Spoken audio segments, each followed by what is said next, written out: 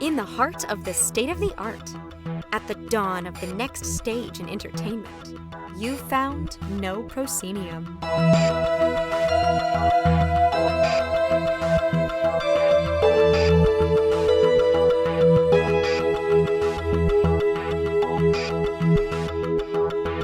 You have indeed found No Proscenium, the voice of everything immersive. I'm your host, Noah Nelson, and welcome to episode 432 of our ongoing exploration of the immersive cosmos. This week on the show, we're joined by Yvonne Carić and Emily Carding of The Key of Dreams, the follow-up to the hit overnight immersive experience in the Welsh countryside, which was reviewed for us last year by Ellery Weil, who also joins us on the pod for the first time. The Key of Dreams draws on the literary tradition of weird fiction to create a strange and thrilling experience in Treowen Manor, an early 17th century manor house in Monmouthshire where guests stay overnight. We dive in deep on what goes into delving into the realms of the uncanny in a historic locale in this week's interview. Speaking of manor houses, I most certainly do not live in one, and indeed, despite a relatively sound mind, I have, like the protagonists of weird fiction, chosen a singular obsession as my profession, a profession we call No Proscenium, and which is aided entirely by the encouragement of our Patreon backers. This week, the Honorable Will Comer and the mysterious JG have pledged their support to keep us going to the far corners of reason in the panpsychic esplanade that is the immersive cosmos.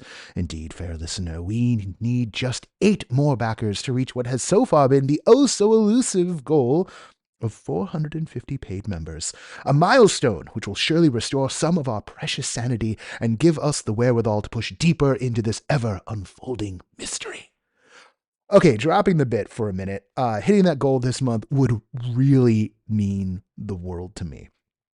And it would give me the push I need to sketch out the funding goals that expand our production and start rewarding our team, which requires either more paperwork or more cleverness than you might think, especially when you have an international team and you've only got a budget of $3,000 a month, and that almost covers the bills.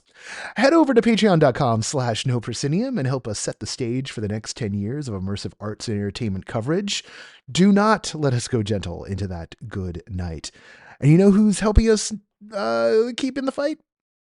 Our sustaining backers: Chris Woolman, Samantha Davison, Eric Shamlin, Elaine, Daryl, John Boulette, Cameo Wood, Jay Bushman, Jerome Joseph Gentis, Kurt Collins, Ryan, David Bassick, Richard Ayers, Lonnie Hanson, Lecker the Cool, the Ministry of Peculiarities, and Jan Budman. Thank you. Thank you all. I might be cursed to this path, but I'm also blessed by all of you to stay on this cursed path. Anyway, halfway between the bit and not. Also, hey, if you want to reach this incredibly passionate group of creators and fans with special stuff, a lot of people have been doing that lately, hit me up at noah@noproscenium.com and we'll get the word out there to everybody. Always on the lookout for more fun things for our community to do. And now, on with the show.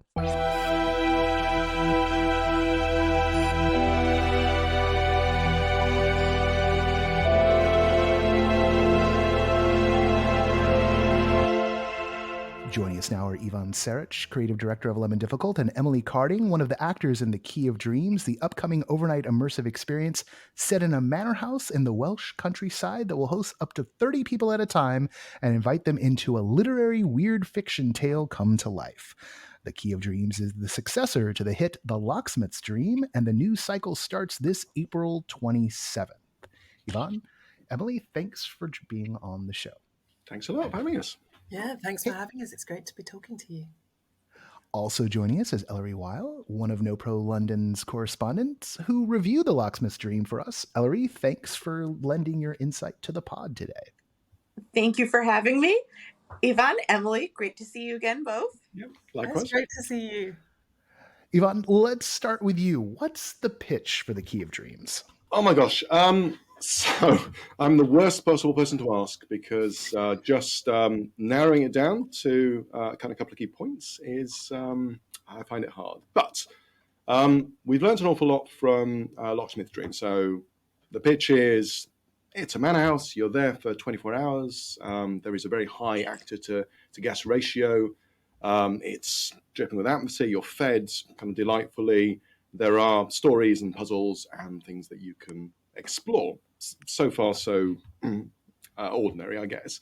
The bit that I think is a kind of a genuine pitch is that we're looking to kind of allow you to build relationships with the characters and then affect actual outcomes. And that's something you don't generally get to do in a lot of immersive experiences because you're limited in time. But you're fundamentally going to be sitting and eating with these people, learning their secrets, discovering whether you like them or dislike them, whether they have particular kind of traits or kind of attributes, and then having the opportunity to betray them, help them. And I think that's genuinely special, especially when you look at the other side as well, which maybe Emily will talk a little bit about, where the characters can build the relationships with the guests and they can get to know them and directly to kind of interact with them kind of in that way. How's the timeline of this work? When do people arrive? There's maybe a couple of meals involved. How much time are people actually spending with it? See, all the basic stuff I missed out. So typically guests arrive at midday. They're escorted up to their room. All of the it's something that name drop here, but Neil Patrick Harris, when he came to Locksmith Dream, that he was kind of a little bit blown away by was that all the people that you're dealing with, whether it's the chef or the people taking your bags to your rooms that you're talking to, they're meeting, they're all actors and they're all sort of part of the experience. So they take you up to the room. They bring you into the world gently. You settle in if you've chosen to have a room, and then you spend the first half an hour or so kind of exploring the house. There'll be things to read in your room. There'll be little objects and so on, and then everyone gathers for lunch, which is a rustic affair, normally kind of quite basic, around about 1 o'clock. Then people are free to kind of explore and start engaging with some of the stories and maybe some of the puzzles. We have a small tea mid-afternoon, and again, these are touch points where people can kind of come together and discuss, because obviously the social element is really key here, both kind of with the actors and with the other guests. I mean, it's one of the reasons why you're there. Then there's again kind of an afternoon sort of session where more of the story unravels, and then there's a lavish banquet. Now, in Locksmith's Dream, it was a 7-course banquet. We're going to have something a little different, but it will still be kind of quite lavish, sort of 6 courses or so that will be served in a different place in a banquet hall. And again, this has story elements that are tied to it. And then people retire while we transform the house, sort of 10, 15 minutes to their rooms, and then they emerge, and this part of the Key of Dreams we're calling the descent, and it's the bit in the story where things start getting a little bit out of control. We can't send the guests, the audience, mad, which is good. It's not covered by our insurance, but we can certainly make them feel as if the world is going mad around them and things are falling apart.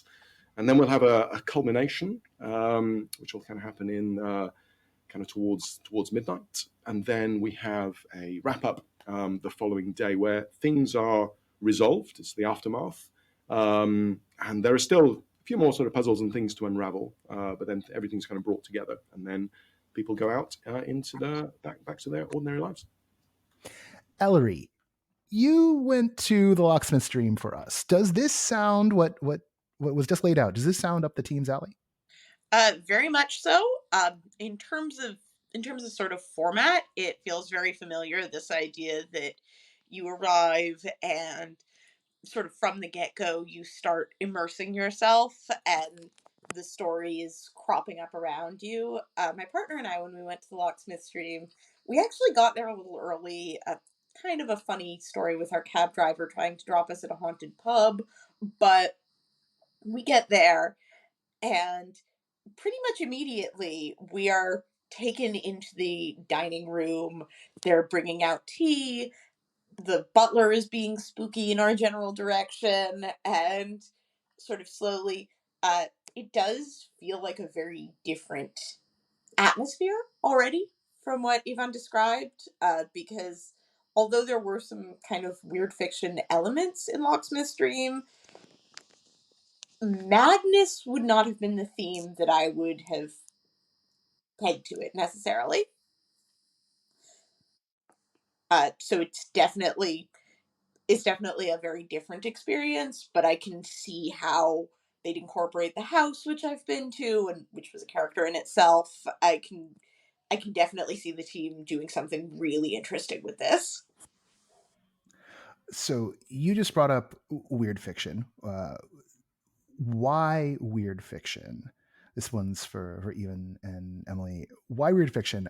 And I suppose for those who don't know what it is, what is weird fiction? Because we're throwing this term around and like we've all read some, but there's people out there who don't know. Again, I'm not an academic, and people, I'm sure, will have different definitions kind of here. But it's a certain, I guess, kind of atmosphere, and I don't know. I think can't remember, it was M.R. James or someone that kind of described it. So this kind of feeling of breathlessness and unexplainable dread, something like that. Now, there's kind of like a whole range of kind of this sort of stuff, from kind of M.R. James to kind of Arthur Machen to Lovecraft. But there's a kind of an aesthetic and a feeling like the other world is just very close. There's a very thin border between whether it's kind of ghosts or kind of terrible events or, you know, horrible murders, all this kind of stuff. It's paper thin. And that's one of the reasons why we're particularly kind of interested in working in Treowen and places like that, because Treowen feels like this liminal space, like it's this place that is on the, I mean, it's literally on the Welsh-English border, but also like it's on the border of history. You know, you can literally touch history. This is this 17th century house. You've got the woodworm and kind of the holes and kind of the cracks and the wallpaper, and just looking out the vistas you could be in a different time. So a place like that, I think, is perfect for this sort of stuff. But to be clear, it's not about jump scares. It's not about gruesome horror, body horror, or all that kind of stuff. It's about character and kind of personality and motives and the sorts of terrible things that kind of happen in the world, and the world having certain rules that you can almost touch, but kind of not quite. That's my kind of take on some of the bits that I like about weird fiction. So I don't know about you, Emily. Yeah, but I'm trying to make my case for bringing a little bit of blood and I want to push it. I want a couple of proper horror moments, partially because I know I can do that very well, and I want to give people a memorable and intense experience for those who want that sort of thing.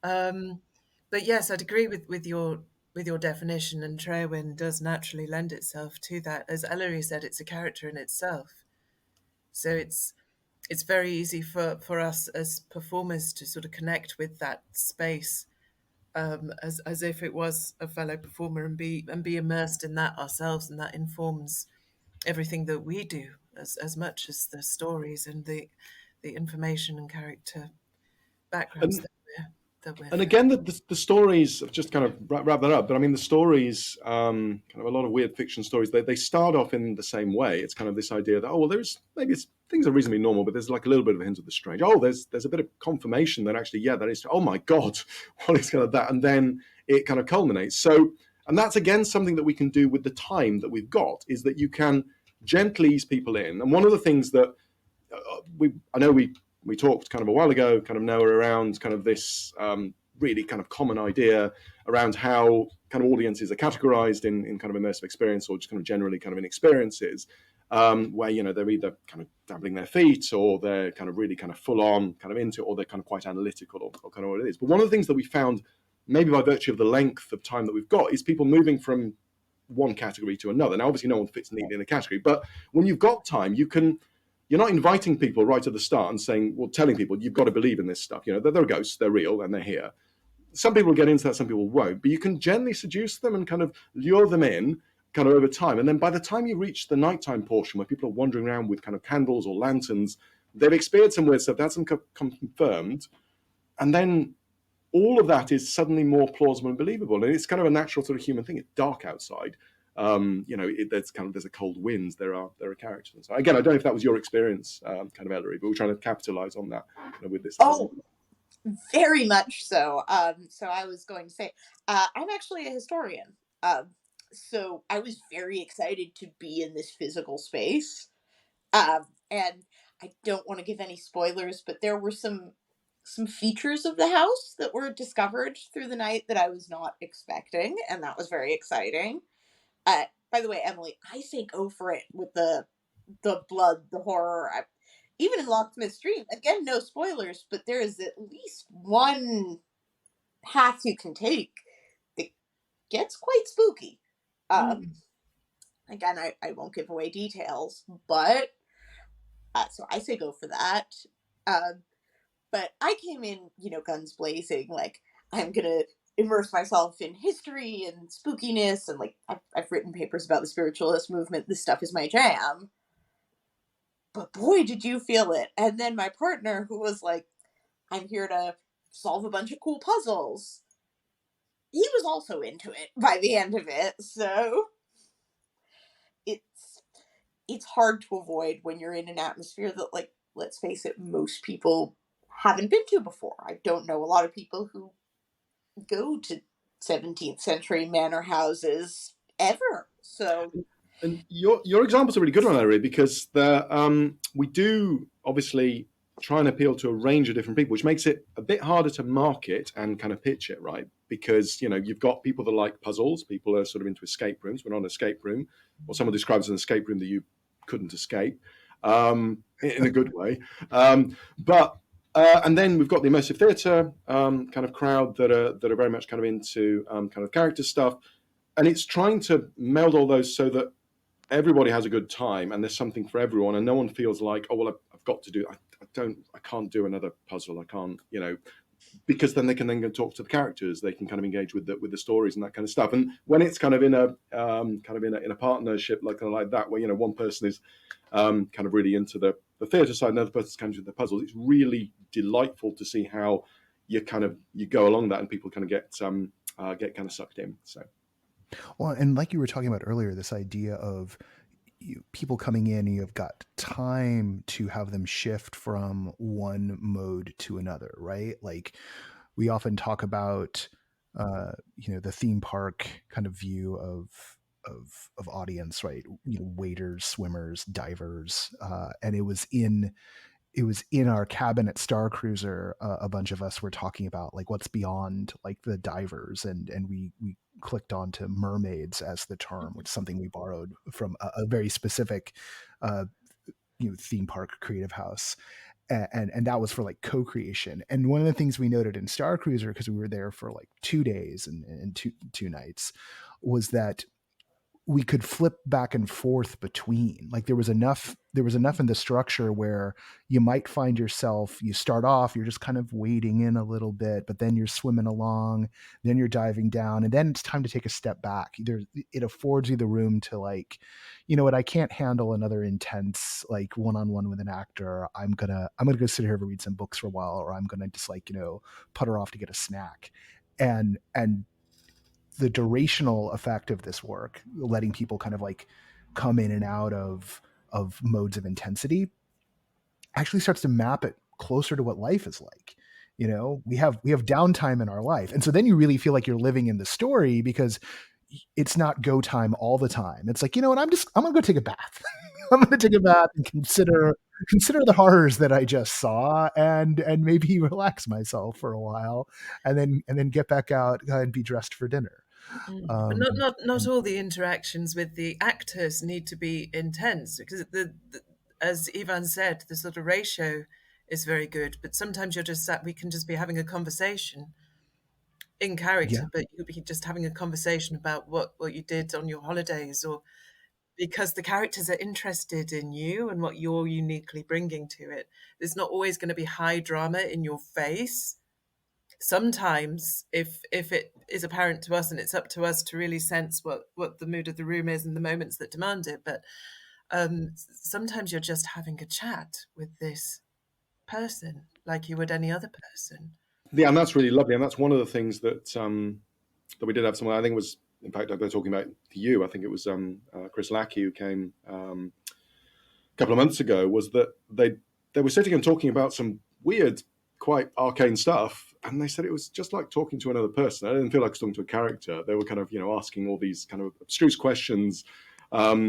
and that again is a little bit magical to be able to, because role players will role play, and that's great, and it's kind of lovely. And some people go to secret cinema and they kind of role play and they enhance the experience for other people, but also kind of for themselves. But it's the ordinariness of the chat and kind of sitting down, and that makes the other moments even more kind of powerful and intense, I think. So.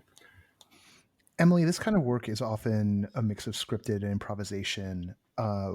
What does prep look like for this to inhabit a character durationally over, equivalent 24? I don't know how long are you actually on stage? I put that in quotes. Well, we sleep, or we try to, but other than that, we're basically in character for 24 hours. We try to get a bit of sleep at some point overnight, because thankfully we're not, once the bell has tolled at midnight or whatever, then we are technically off duty. But we basically get into bed, sleep, get up in character again, get ready, down for breakfast in character. I don't drop character generally, even when I'm having a cup of tea, often, because you do make it sound like an acting sweatshop. Where I love that. Rows of actors, there's a whip, and they kind of work. But it is true, yeah.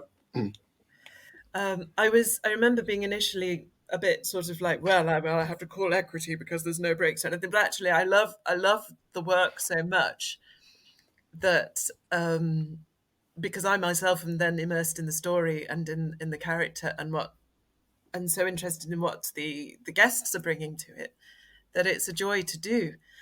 Prep looks like a lot of reading and just feeding all of these different story strains and character backgrounds and facts about the world and all of the world, and cramming as much of the world as you can into your head, because there is no script to learn. It's entirely story, character-based improvisation, which is such a buzz when really good stuff comes out. It's when it goes, when just you hear these things coming out of your mouth, because you just have to trust yourself as a performer, that you are now in the world, and then these magical things happen spontaneously in the moment. So it's a massive buzz, because of course it's massively different every time, and you just end up coming away with these incredible unique memories from each event, and you tend to remember all of the guests because they all brought something completely unique and different to it, because you've had like these really magical moments pretty much with everybody by the time you've finished. Do you feel the prep for Locksmith's Dream made my head want to explode, and then the first show went so wonderfully. I was like, oh, okay, cool, this works. does it involve rehearsing? Rehearsing maybe the wrong word, but like establishing the rehearsals. Yeah, but does it involve establishing relationships with the other actors' characters and like playing out scenes with that, or does everyone kind of just come with their knowledge of what their characters are after, and then just sort of like let the chips fall where they may in terms of how the plots are unfolding? I think that's one of the things that we're really building on with the work that we did in Locksmith's Dream. We all sort of went away and did our individual work, and we came together and we talked about what those character relationships would be. But primarily in Locksmith's Dream, the main character relationship was between my character, the curator, and the inspector, and guests would kind of pick sides. Or the main confrontations and interactions between the characters, as opposed to character and guest, was primarily just between those two characters. And occasionally I'd have small interactions with the other characters, but that was one of the things that I thought would be nice to have more of. In Key of Dreams, we're really going a lot more in depth in terms of exploring not only the characters, but the characters' relationships with each other, with the house, and with story, and with the stories of the house. So that's all going to be a lot more integrated, and there's going to be a lot more time spent on developing that prior to the performances. We've got a few days in the house coming up to the performances where we'll really get to explore that, nail down some moments that we want to make sure that we bring out. So I think that is going to be really juicy and something that is potentially an improvement on what is already a really great thing with Locksmith's Dream. I think Key of Dreams is going to take that even further in really exciting ways. It sounds like there was a lot of lessons learned over the arc of doing Locksmith's Dream, and that show evolving over time that you're now applying to the development time of this one. We found the Yeah, I stuff think. that works and that we love and that audiences have loved and that we enjoy. So that's a real gift, isn't it? No, I agree, and with locksmiths, it's very much what the hell is this, and how mad, ridiculous idea is this to kind of combine these elements in this strange way. But there was something kind of genuinely magical that came from that, and I think a lot of what we do, or some of what we're doing with Key of Dreams, are things that, frankly, the actors did themselves. So Emily talks about the way that the characters develop. Now, there's sort of almost because it's the same kind of small team that did all of the acting and kind of the work kind of on there. So obviously they get to know each other. We're living in the house together for sort of 2 weeks at a time, but also kind of with the characters and the way they develop. So particular kind of scenes or elements or interactions that actually kind of happen, they kind of grow, and then people kind of remember, well, we did that last time, so we can develop it in this way because someone kind of did this. So some of Key of Dreams is looking to formalize and build on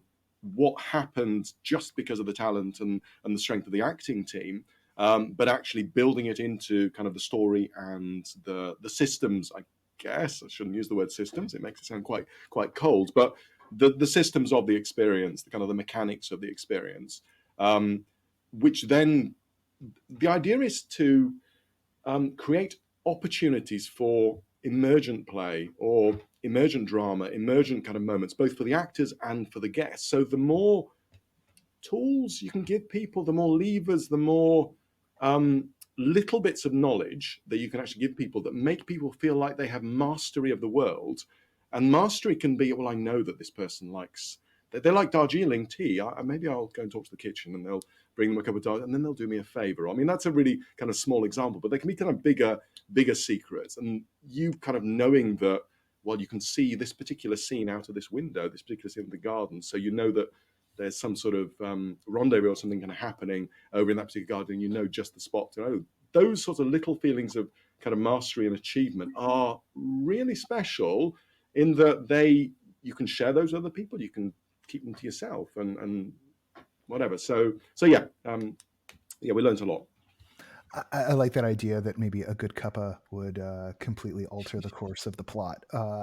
Like it's very English, isn't it? Yes. And something very literary, right? You know, just like an incredibly tiny detail could be but not in a way that was prescribed. Like you must figure out that there's the tea puzzle, but it's like, oh, it's just happens. This shifted all the relationships, an act of kindness. That's literally it. It is not prescribed. It is not a puzzle where you kind of say the solution to this puzzle is that you can either give them a cup of tea or you can slap them in the face or whatever it is. It's not. It's literally not that. It is emerged from your understanding, and that you feel a lot cleverer, and it feels more meaningful, however small and kind of significant the action actually kind of seems. So. And moral choices. There's going to be a lot of sort of moral choices based on the relationships that you develop with the characters that mold the overarching story and outcome. We found that particularly in some of the last Locksmith's Dream performances, where that we had a particularly theatrical bunch of guests. They were very fond of the immersive theatre aspect, particularly. So we were able, it was a joy for me. It was like, okay, you want scenes? Let's bring you scenes. There's a lot of one-on-one stuff, but there's also some big scenes like played to the room, a lot more. And there were moments in that, for various reasons, I was playing a slightly different version.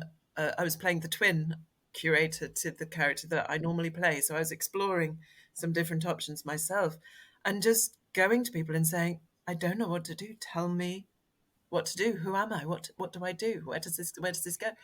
And having people, and genuinely not knowing and letting them guide me, was you put yourself and trust the guests and put your fate as the character in their hands. And it's it's a fascinating and incredibly rewarding way to work. And the feedback from the guests was that they loved it. So we're all making each other happy.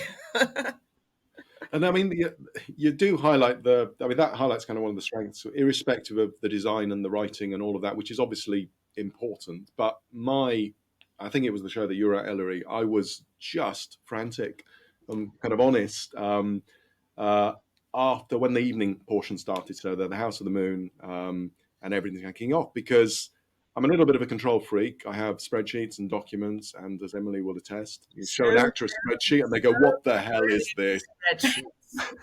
What is this?" And I'm just out of control. I don't know if anyone's enjoying themselves. I have no way of telling. I have no data. I don't know, where do I help? Where can I kind of nudge? How can I actually measure what's actually going on here? And I went into the kitchen, and I'm like this, and the chef there, who's kind of tremendous guy, Dominic Zeal, and he said, "Well done, you've succeeded. Sit down, have a cup of tea, and just trust the actors. They know what they're doing." And genuinely, that's it. And then once you kind of give away a little bit of that control, some real proper magic can happen. Rather than, and that's the difference, I guess, between some sort of a prescriptive, that this is kind of exactly how it has to happen, these things happen, it is very, very kind of tightly timed, to kind of allowing the actors to know the material, to know the guests, to know the audience, and then to be able to kind of do that. And that is frankly a terrifying thing for me to allow to happen. But I've got a lot better on it, and Key of Dreams is partly kind of predicated on that. It's kind of giving more of those tools, but it is frightening. Well, there's a moment in every director's life with a show where they have to give the show over to the cast and the crew, and like it's yours now. But like, there's a satisfaction if you know you've done your job right. If you watch everyone, it's the way you know you've done your job right. You hand it over, things start popping off, things emerge that maybe you didn't even like plan for, but everyone's enjoying it. And you're like, my work here is done, right? Or it's like, my work here is done for this weekend. Let's tweak on, the next thing. Like, can we tighten up here? Ellery, what you've gotten to listen for a while? You've been to the previous show. What questions are emerging in your noggin about what they've got planned right now? I, having been to the previous show, I'm sort of wondering, because one of the things that I found most notable was how atmospheric the setting was and how much the actors sort of worked off of that. Do you have a plan for how you're going to work with the setting to make it feel different? Because everything I've heard about the Cave Dreams is suggesting a very different energy from Locksmith's Dream. And I remember there was almost this summer camp feel when I was there, that it was like, we're all in this different space, we're slightly different people, temporary friendships are forming that we know probably won't last, but for now we'll throw ourselves into them. We need to find the clues. I also had a very puzzle-driven group with me, and it felt so tied into the actors, to the script, to the place. This seems like a very different energy. Have you thought about how you're going to set that? So yeah, no, well, I'll kind of start, Emily, and so we do start with, as you say, the place. So using different kind of different rooms for different functions around that. Different characters also have functions, I guess. I mean, they have the kind of characters and their goals and their relationships, but they also have particular, I guess, kind of functions in the show, the sorts of things that you might kind of want to do. And I think we've looked at how we design the audience journey. Now, it's problematic because obviously the audience can go off, and it's like herding cats. They can go off in any direction.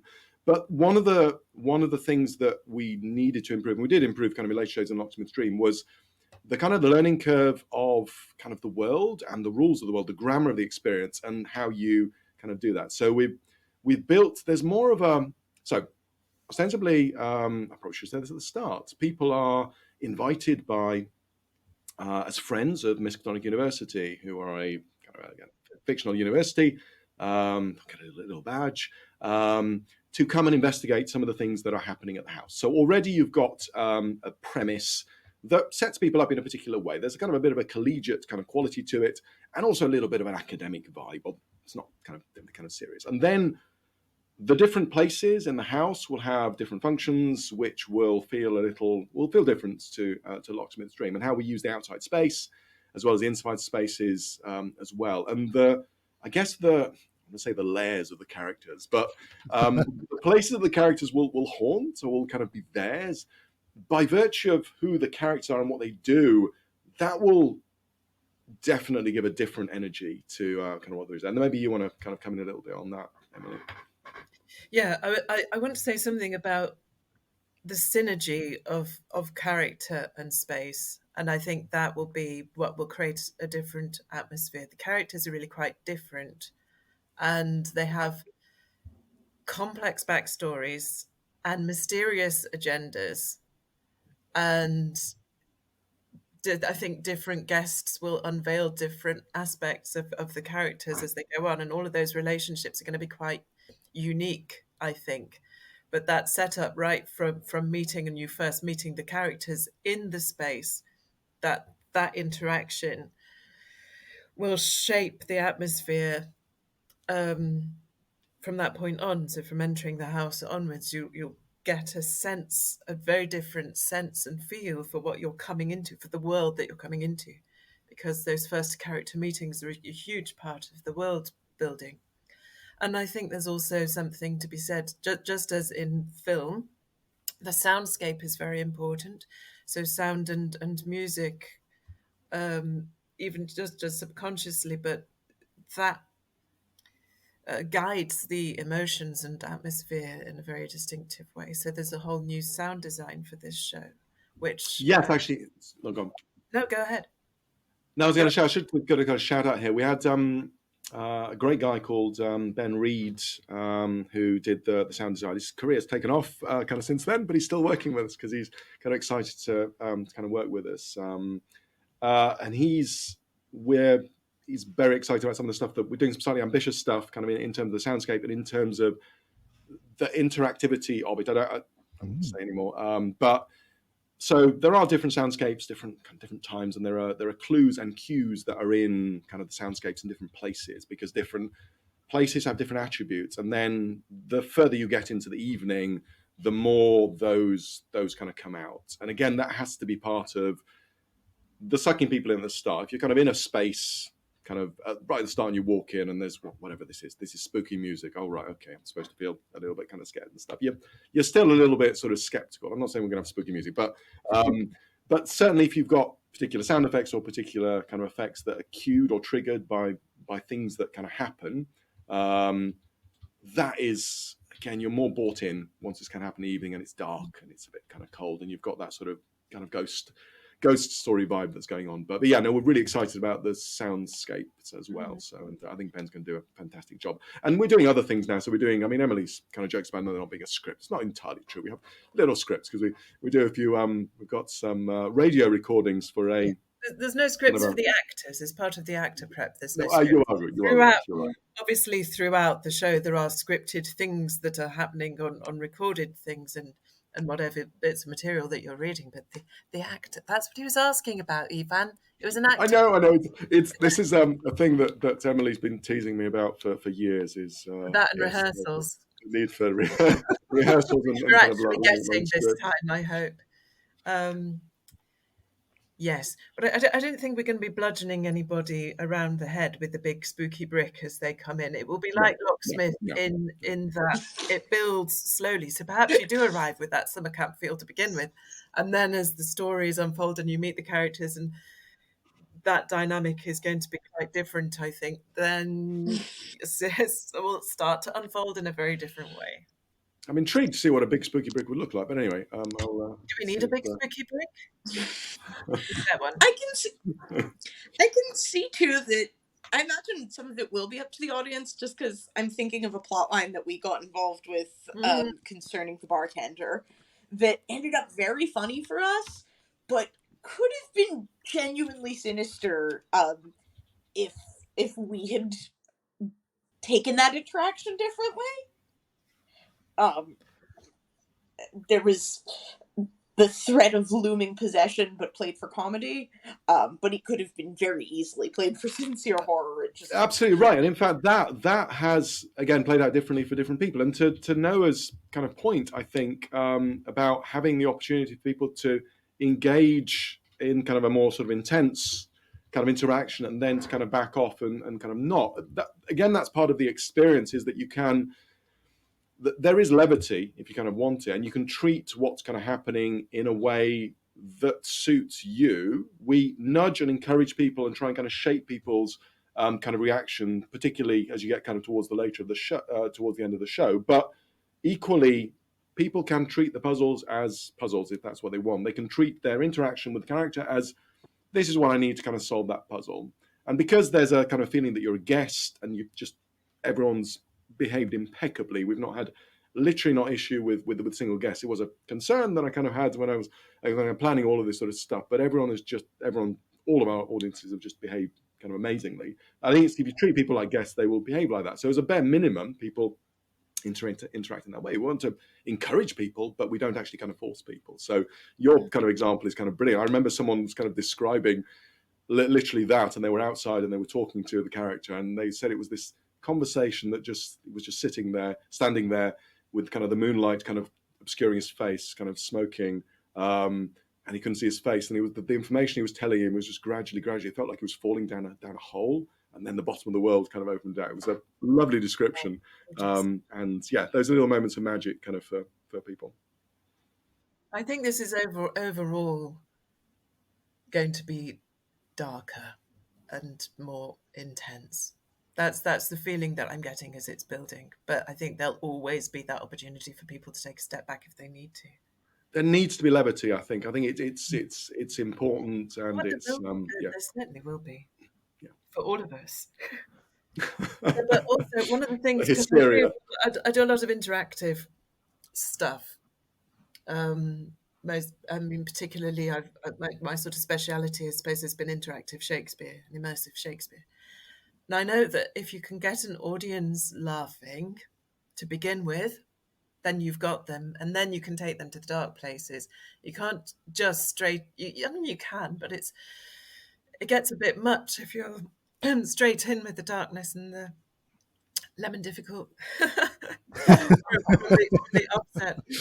But if you draw them into a friendly relationship, and there's a vulnerability and opening up in laughter, there's a real connection that's built through laughter. And if you can plug into that, then you can really take them into some interesting places. Yeah, and the vulnerability, I mean, it's a tangent here, which I specialize in. But again, there's a vulnerability in sitting down and sharing food and being in the same space and sleeping in the same space as kind of other people, which again is a unique thing that lets us do certain things that are difficult to do, I think, kind of otherwise, because it's, you've sat across the table by candlelight kind of with this person, you've kind of spoken to them, you've kind of talked to them, and the same goes for the other guests as well. Obviously, there's that kind of relationship that you kind of build there. It's a distinct thing from what one might experience, say, at Star Cruiser, where there were 2 dinner shows a night. The actors were not eating with you. They were there to perform. They were there to work the room. They got to eat, somewhere behind the scenes, right? Like they were going on and off stage. It's very different to have everyone sharing the experience. And when you're breaking bread with someone, it's really easy to start easing more into just a normal relationship, and that creating a baseline and also creating like heights of humor creates a bigger dynamic range for the experience as a whole. And all that stuff adds up to things feeling more real, so that when you do go dark, it feels more real. And there's something to the weird fiction genre that is about the interiority of it, right? Like a lot of those stories are first person perspective. You're reading the notes of some, wayward academic who has fallen down the wrong hole, or gotten obsessed with some artifact that someone brought back from a part of the world that is actively being exploited, and then everything starts to twist internally. And finding ways to impart that. The thing that I'm curious about in terms of the tone and the storytelling is how much of that vibe will you be able to get the guests to internalize? Because in those stories, or even you think of some of the role-playing games that work in this space, right? It's about the characters losing it. So there's a lot of material here to play with. Yeah, no, absolutely, and I think, place, to kind of answer your question. We're kind of we think we can pull it off, but we're also curious. There's the place obviously helps. But the way that people will get to know them Yeah, and weave their own personal stories into ours. Yeah, I think exactly. that there's certainly an element of that where they bring themselves to the space, and we use them and their lives and their stories and what we can find out about them, and make them a part of our world as we become part of their world. And those two things become interwoven, and they become implicit in actions which affect us. They are part of the world as they come into it, because their actions affect it. Sorry, that's literally it. You really that's literally what I was going to say. Is it's complicity. Complicity is how you draw people in. There are these stories that you're discovering about, some of them happening in front of you, something you're reading about, or you're discovering kind of through other ways. And then you become complicit, and you've got choices and decisions to make about those. And obviously, it's, if you want to make it sort of real, none of the choices are, save the child, don't save the child. There are shades of grey, and that then kind of makes it more interesting. And that will hopefully also further more social interactions between the guests around, debates around what should they do, what's kind of the choice, or someone's made a choice and you did what? You did what? Why on earth did you do that? Those again are the gorgeous moments, especially if we get the characters involved. So anyway, complicity, I think is important. So we could probably talk about this show because it's a 24-hour show for like another hour and a half, but I know we've got to get everyone into their evenings there in London, and I've got to get off to a day here in Los Angeles. But before we go, just the first run of shows is going to be April into May. What's the plan here for people being able to experience this later here in 2024? So a lot of our nearly 50% of kind of audience for Locksmith Dream have came from the States. So we're kind of keenly aware that it's obviously there's not only the cost, but there's also the time kind of element. So we've got a series of dates, as you've said. In the first couple of shows are sold out. We've got on the 4th of May. We've got some more in October. But obviously, because we don't own the venue, we can't just kind of hire it for 2 months and then hope to sell it out. So we have a deposit system where people spend a nominal amount just to kind of show that they're serious, and they pick some dates. And then once we get 40%, let's say, bookings, then we confirm those, people kind of pay, and then we make those tickets available. And then we know that at the very least we've kind of covered our costs, and we can kind of do that. So this is the difficult kind of lessons kind of from Locksmith's Dream is, there might be a lot of people interested, but the dates that you're selling, they're just not available because they're not kind of able to travel. So that's kind of our new model. So it's a mixture of dates that we kind of announce and encouraging people to book deposits and give us what dates work for them. I wish you much luck on that model, because you've made a lot of people happy with the show you've done so far. You've got a lot of people excited about this. When we spread the coming soon around like a week ago, multiple people going like, "Oh, I've got to do this!" Like the reaction was very strong. And again, people in the States, but a lot of people who like regularly travel to England. So, and that model, I think there's something to it of getting people to kind of find when it works for them. But then, of course, you have all the juggling all the actors and everyone else's schedule. So, like striking that balance and getting this stuff going is quite the challenge. And I wish you much luck on that. So, with that, thank you all. And we'll hopefully be talking to you again once you've had some of these shows under your belts and see how it all goes. Fantastic. Thank you very much. A real pleasure to talk to you both.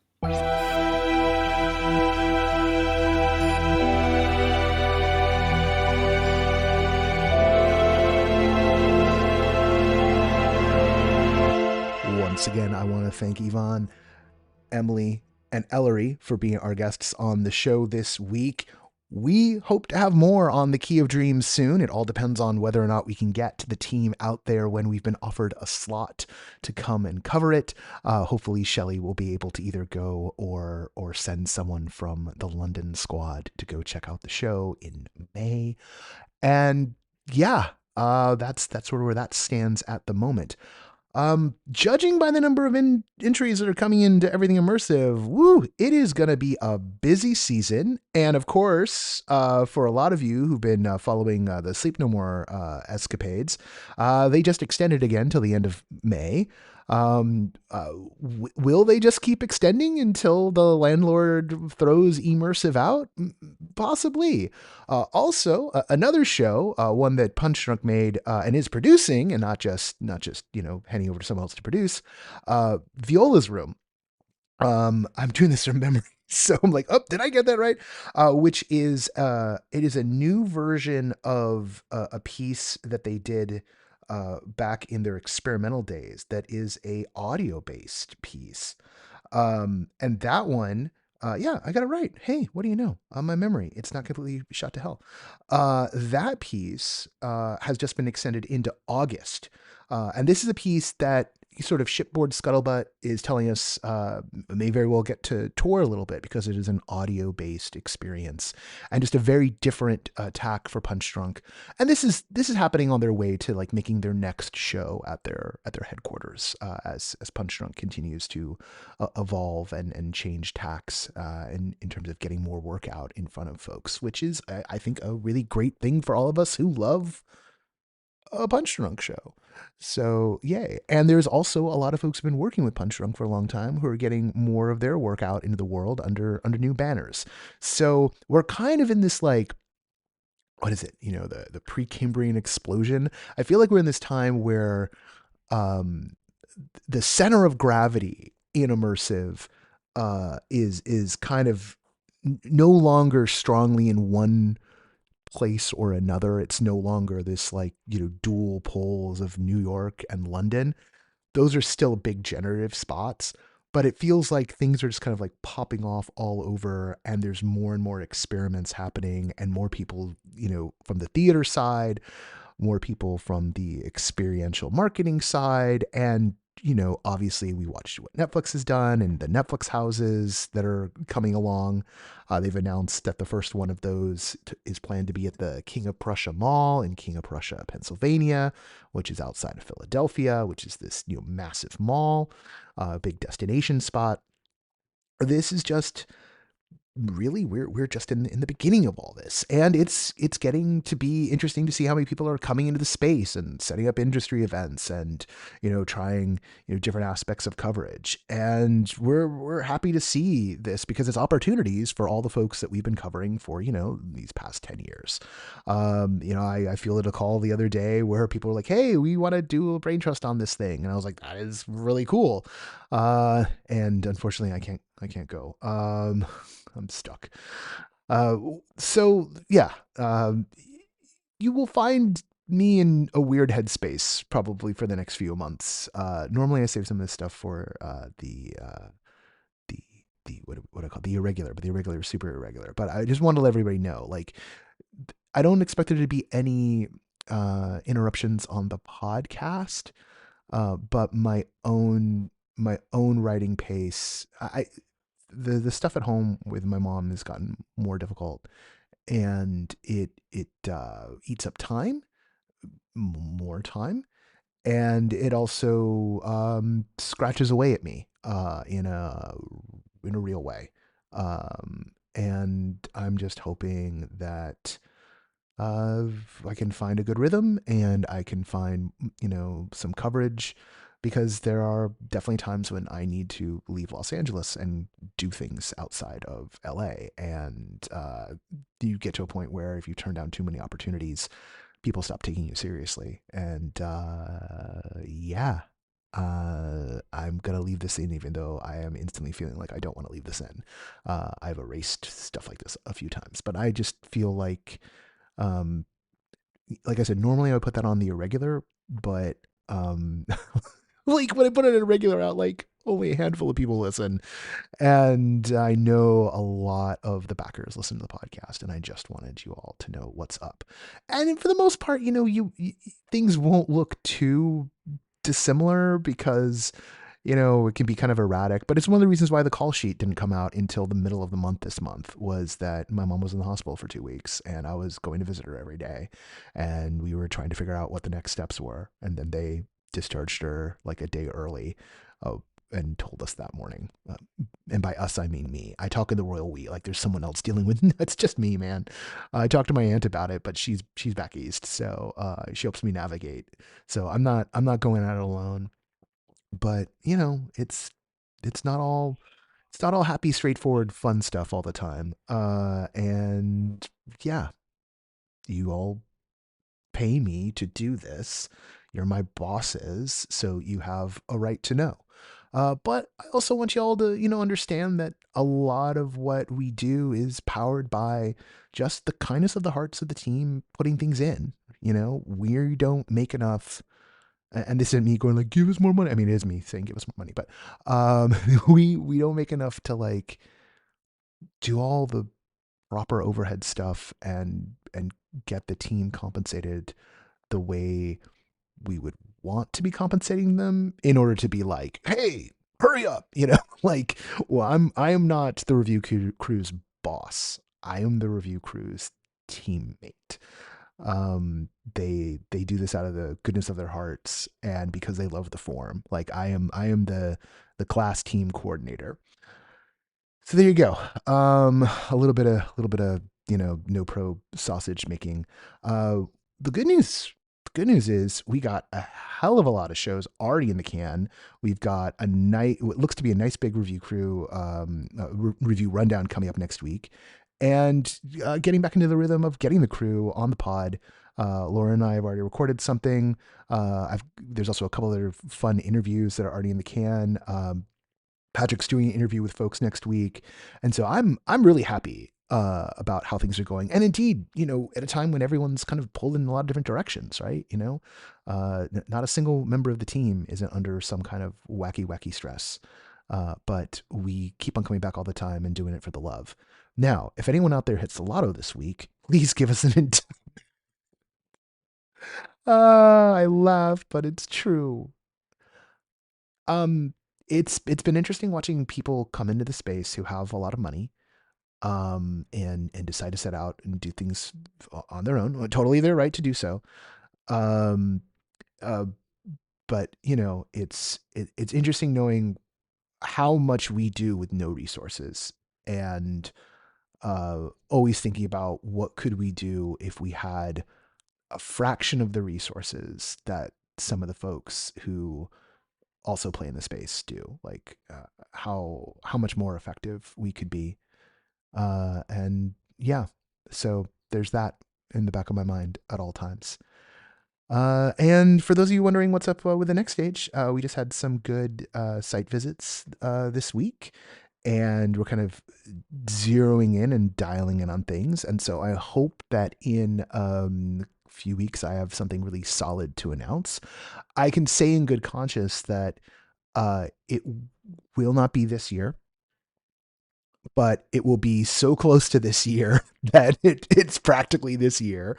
So don't, you're looking at winter 25 is when we're coming back through. And also it's a really crowded season this year. A lot of people are putting on stuff, and I don't feel like tilting with folks right now. And we have some serious ambition in terms of what we want to do. And we kind of want to, as everyone knows, like, it was 4 years ago this month that we were supposed to have kind of the big coming out party that was going to be Here Fest. And we've changed the name of it to the next stage over the course of the pandemic because of reasons. And now we want to try and get back to doing the thing we wanted to do. So there you go. And we're really focused on getting those ducks in a row right now, of which are complicated and annoying, but we want to do this right, because we've been in it for 10 years now, and we don't intend on going anywhere. And we want to lay the foundation and make sure we're in it for a lot longer. But that means there's some retooling happening. All right. Hopefully no one, except for those who are like hardcore fans, are listening to this part. So I'm sure most people tuned it out. Please. If you just came here for Key of Dreams and you listen to all of that, that's going to make no sense. And it's like, yeah, welcome to long form. All right. I'm leaving this all in. I'll talk to you all later. I'll see you next week. Let me do the bit at the end, what I do. The associate producer of this podcast is Parker Sella. Music for No Proscenium is by Chris Porter of the Speakeasy Society and Solar the Podcast. Special thanks to Siobhan O'Loughlin for voicing our intro. The No Pro Podcast is butchered mercilessly every week by yours truly. I'm Noah Nelson, and until next time, I'll see you at the show.